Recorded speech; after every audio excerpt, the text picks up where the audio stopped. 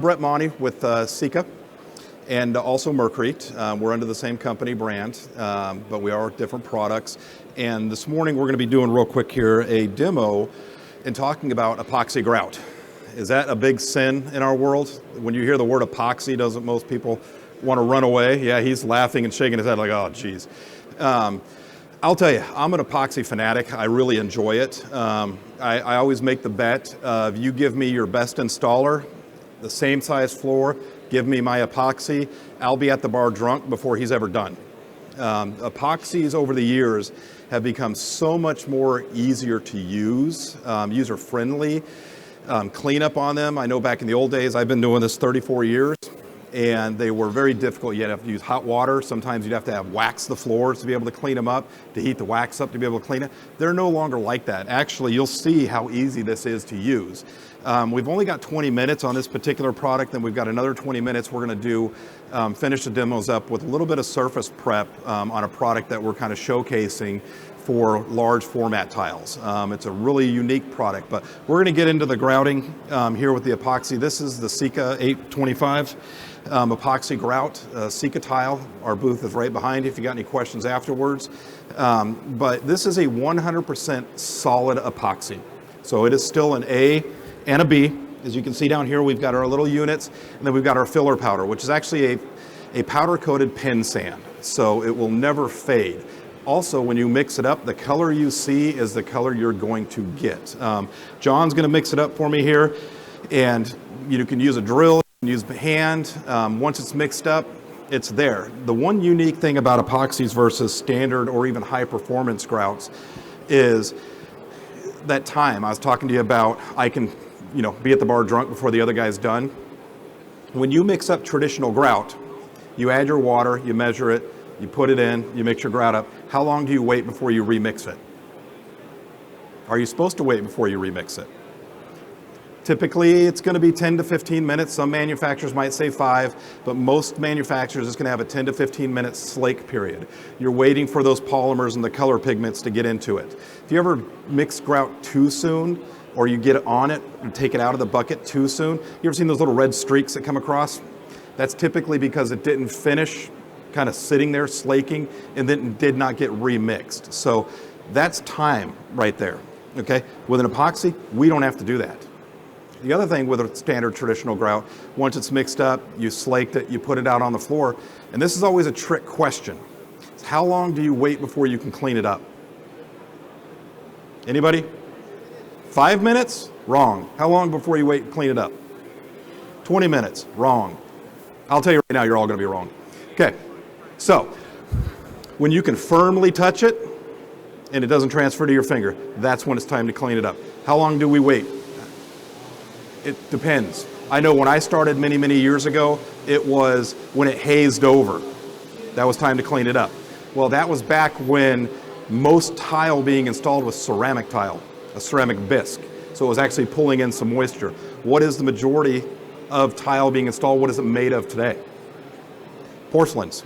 Porcelains are impervious. They're a 0.05 less, or 0.05 absorption rate. So that means they're not pulling a lot of water. So it's going to haze over on that tile a lot sooner before it's ready. So that timeline of when we'd be able to physically look and say it hazed over and now it's time to clean it, we don't have that opportunity anymore. So now it's when you can firmly touch it and it doesn't transfer to your finger. If you get on it too soon, what happens? You pull it out of the grout joint, you'll end up with grout joints that are kind of U-shaped. The other thing is you're going to pull color pigments out of it, because it's what we consider a green grout or a fresh grout. So you can be pulling color pigments out of it and you'll end up with a blotchy grout. So now backing off of that and going back to the epoxy that John's mixing here, with an epoxy grout, I have none of that. I don't have water that I'm mixing it with. It mixes within the 2 little units that are inside the bucket. So it's an A unit, B unit, pre-measured. You pour them in, you pour your filler or your color, which is what we call a part C, into that unit, and we mix it. Do we have to wait and let it slake? No, we do not. So the minute it's mixed up and we're ready to go, we're ready to use the product. So we've taken that out of it. Now once we put it into the grout joints, how long do we wait before we have to clean it up? There is no waiting time. It's immediate. We can clean it up the minute it's in the grout joint. If you got a helper, you can have him start cleaning it up. It is cleaned up a little bit differently than a standard grout, but the methods are still the same. Now the one thing though is on a standard grout, you take a lot of water and you squeeze it onto that new grout and you go, oops, we kind of just ruined that area that's right there, or possibly ruined it. Well, with this, water is your friend. So as you see what John's doing right here, one of the number one things water is water's a lubricant. So he's actually taking a damp sponge and he's doing two things with it. He's wiping any contaminant or dust that might be on top of that tile away, but also he's putting a little lubricant down so that way when you go to spread the epoxy, it spreads a little bit easier. Epoxy is a very sticky product, okay? Very gummy product. But when you have that lubricant there, it actually makes it easier to push around. If you notice, he's using a green float, which is what we call urethane floats. It's a lot denser of a float if you feel it, if you're not used to it, versus a soft gum float. This has got a little harder edges, makes it a little easier to push this product around, but it also gives you a nice full joint. Okay, so he's put it in the grout joints. It's a little small job we're doing here. You can smear it, you can go it. The nice thing about this particular epoxy is if I'm doing walls, it's a 9-pound bag of filler. I'm going to use the whole bag because what we used to call part D back in the day, which is your kind of non-sag properties, is built into the product. So when you're doing a vertical surface, it's going to stay in those joints. On a floor, we can hold back literally a pound of the product. It's not going to change the color, but it's going to make it smooth or make it push around a little bit easier. Did you hold any back, John? Nope, he mixed the whole thing. Okay, so he's got the whole thing in it. So either way, it can go floor to wall. Now, the one thing nice about this is we can go from a 16th inch joint all the way up to a 1/2 inch joint with this product, all in one. John's putting it into the joints. Who here's used epoxy grouts? 2, 3, we know the Latticrete guys have. That's easy. Okay, so how many of you guys are scared of epoxy grouts? Yeah? They're really not that easy, man, or not that difficult. They're extremely easy, especially now. You're gonna see John getting on this and cleaning it up. He'll use a fair amount of water with it. He's got a sponge or a doodle bug. For those that doodle bugs are little white scrubby pads. He's got one built on it. You notice how much water he's got on that? He can actually take water and just put water onto those joints, and it's not gonna distort the color or pull the color pigments up through it. The water is your friend in this application. He's actually scrubbing back and forth. If this was a darker color grout, or if you guys could actually see it really close up, I don't know if you can on the screens, you're gonna see this white foam start to make itself within that mix. And that white foam is actually a surfactant. So we actually, fancy word for soap. So next time you go home tonight, tell, hey, do we have any surfactant in the shower? See if they can answer you. But surfactant's a soap. So we actually have an additive or a soap into this product that makes it easier to clean up. You ever have those epoxy situations where there's kind of this oily residue left behind after you clean it up? A lot of guys will put Dawn dish soap in their cleanup water, soft scrub in their cleanup water to help with that. This already has it built into it. It's not a hot water cleanup or warm water cleanup. You can use whatever you want to it, or whatever temperature water you want, and it cleans up. And so basically what John's done there is it's done. Now he's taken his doodle bug, he tooled his grout joints, he made them for the height that he wanted. He's gonna take a little towel, just simply we're doing a kind of a quick installation method here in our 20 minutes, and he's just kind of dragging it across to pull up some of the moisture that's on top of it. Now you can take that rag, you can get it wet, and you can drag it across as the same way as a cleanup, but again, that kind of goes back to the old day of epoxies. Is the newer epoxies are so much easier to use versus what they were in the past. I think even our Latticrete guys will attest to that epoxies have changed over the years. Okay? So, any questions? Any questions on this? Yes, sir. Pot life, great question.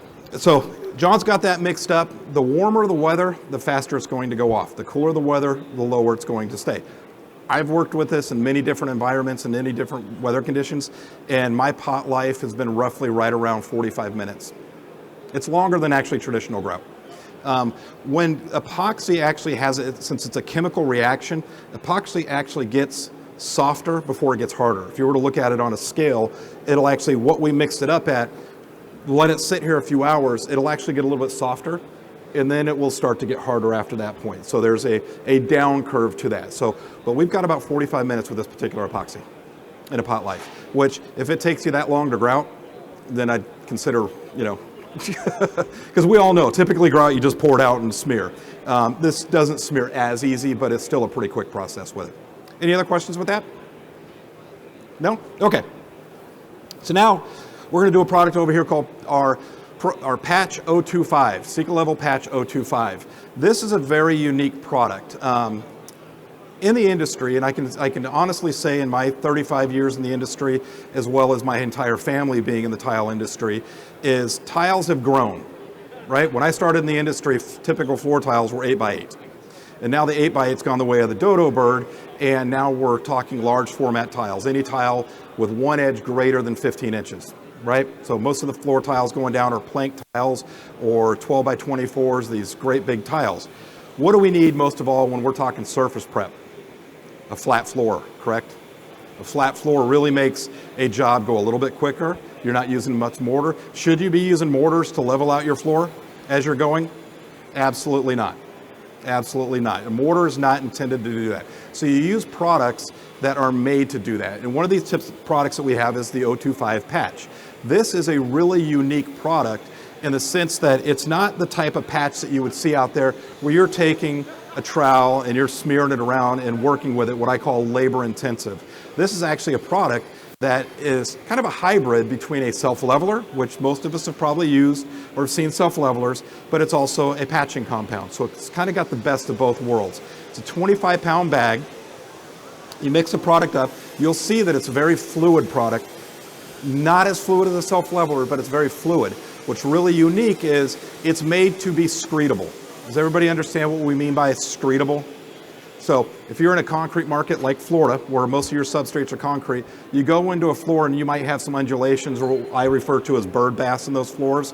Typically you'll take a patch, you'll fill it in, flatten it out, and come around it. What if you had a product that is a patch that is made for this, that you can actually pour out on the floor, you can take a straight edge, screed, and drag it across the floor, filling in the low spots, and it actually kind of seeks its own level. I can take that trowel and push it where I need to, and it'll actually self-heal on top of itself, as long as it's still fluid. Okay, so it's very much like a self-leveler, not as fluid, but it's very unique. They're gonna show you guys when we pour it. Our piece of wood's not supposed to look like this. This is what happens when you leave it in rain and then humidity and bring it into a dry area. But does this floor meet tolerance? No, no, but I've seen floors like that. But it's a good example because we're actually going to make it a flat floor, as long as we can hold it. Hopefully it doesn't bend on us. But again, you'll see this product, it's very unique. What we really want to show you is the properties of that self-healing technology, where you can drag that screed and you pick the screed up and you get all those drops that kind of drop back down on it. Normally you'd have to come back and wipe those back in. If this is still fluid, they just drip right back into it. It's very not labor intensive. It's most patches, and we have those patches where you really have to flat trowel those and work them and get the smoothness that you want. This is a particular product that is actually made to look this fluid. It's made to work like this. We can build this up to a 1/4 inch in single pours. Again, it's not a self-leveler, it's a patching compound with those kind of hybrid technologies to it. So we're not building it up over that 1/4 inch. Again, this really works well for those areas where you're screeding that floor. Any of the concrete markets. We can use it over wood. Over wood, this product's gonna be used just like this. Anything over 1/2 inch by industry standards requires metal lath. This is made to go to a 1/4 inch, but with wood over wood applications, instead of mixing it with water, we're gonna mix it with a latex. It does have polymers in it, but we wanna be able to get that mechanical and chemical bond at the same time. But I don't know if that camera's on that and you guys can see that. Pour a little bit more out there and run your trowel through it so they can actually see how it heals on itself.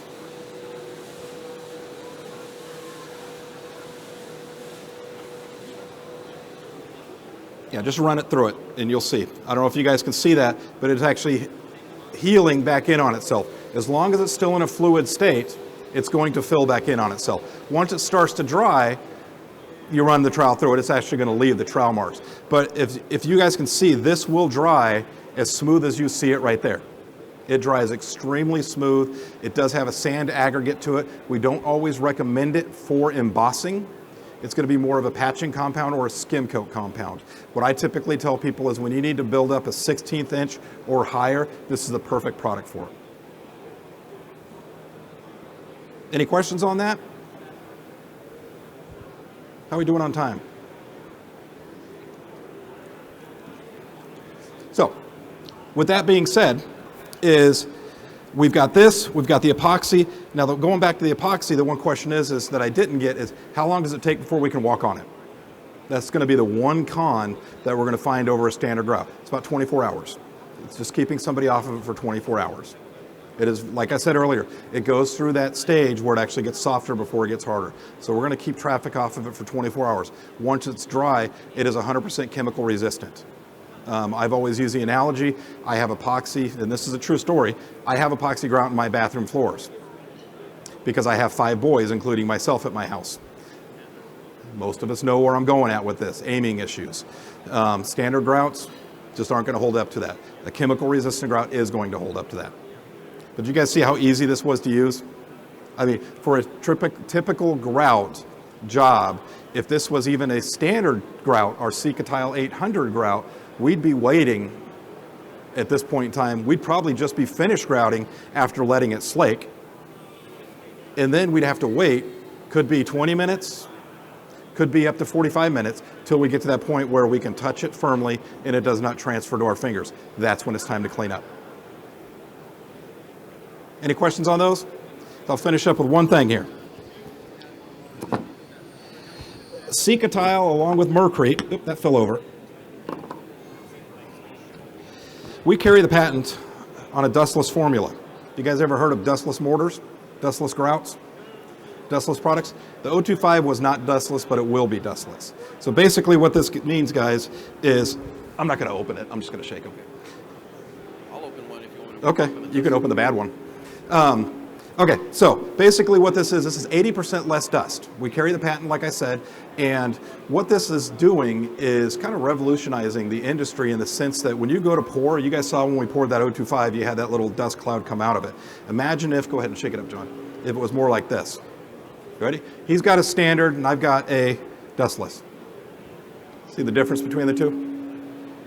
Okay, so this is 80% less dust. What that means is we're using less water when we're mixing our products. We're less cleanup on the jobs. Let's say it's a rainy day and you're having to mix in the garage next to the homeowner's Mercedes. You know, we're always going to cover it, but this is going to be less dust on that job site. For us as manufacturers, it's less dust at our factories. For distributors, it's less dust at their place where it's sitting on the shelves. So it's a very unique patent that we have. I'll tell you, most of the guys like the way that it's actually changed the performance of the products. It makes things extremely creamy, extremely smooth without affecting the actual bond strengths and shear strengths of these products. So again, if you guys have any questions on these products we've been talking about, we've got the SikaTile booth and Mercrete combined right here behind us. We'll be here for a few minutes if you got any questions, but thank you very much.